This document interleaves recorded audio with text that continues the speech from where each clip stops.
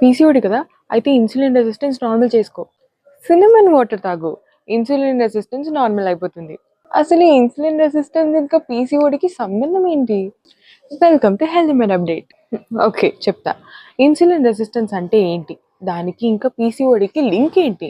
Insulin అనేది మన బాడీలో ఉండే ఒక హార్మోన్. ఇది ఏం చేస్తుందంటే మనం తినే ఫుడ్ అంతా ఎనర్జీ లాగా కన్వర్ట్ చేస్తూ ఉంటుంది. మనం ఫాలో అయ్యే లైఫ్ స్టైల్ వల్ల మనకి ఇన్సులిన్ రెసిస్టెన్స్ అనేది డెవలప్ అవుతుంది. అంటే ఏంటి, ఈ సెల్స్ అనేది ఇన్సులిన్కి సరిగ్గా రెస్పాండ్ అవ్వవు. సో ఇప్పుడు మన ప్యాంక్రియాస్ ఎక్కువ ఇన్సులిన్ని ప్రొడ్యూస్ చేయడానికి ట్రై చేస్తుంది.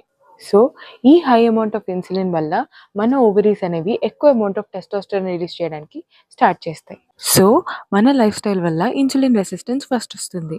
దీనివల్ల పీసీఓడి అనేది వస్తుంది. సైన్స్ ఏం చెప్తుందంటే ఈ ఇన్సులిన్ రెసిస్టెన్స్ పీసీఓడి ఉన్న వాళ్ళకి డయాబెటీస్ రావడానికి 5 to 10 times హయ్యర్ రిస్క్ ఉందంట. పీసీఓడి ఉన్న అందరు ఉమెన్కి ఈ ఇన్సులిన్ రెసిస్టెన్స్ అనేది ఉండదు. There are different phenotypes of PCOD. దీని గురించి డిస్కస్ చేద్దామా? అయితే టైప్స్ అని కమెంట్ చేయండి.